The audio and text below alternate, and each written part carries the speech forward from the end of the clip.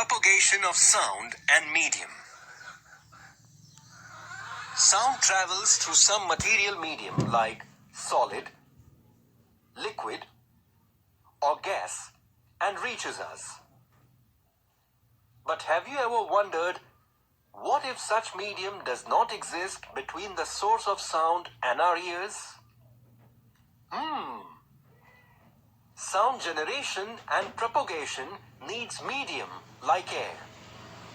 Propagation of sound is not possible through vacuum. To prove this, let us do an experiment. An experimental setup is shown here. A bell jar is placed on a smooth horizontal surface. The bell jar is connected to a vacuum pump via a tube so that the air inside the bell jar can be removed using the vacuum pump when required. The bell jar contains an electric bell which is connected to the power supply through the lid of the bell jar. At the start of the experiment, the vacuum pump is off and the bell jar contains air. Let us now switch on the key to electric bell. What do we observe? The bell starts ringing and the ringing sound can be heard from outside the bell jar. Now let us switch on the vacuum pump. The vacuum pump starts removing the air from the bell jar. Do you feel any difference in the sound of the ringing bell coming from the jar? Yes. As the quantity of the air inside the bell jar decreases, the level of ringing sound heard outside also decreases. If the pump is operated for sufficiently long period, the quantity of air inside the bell jar will be low.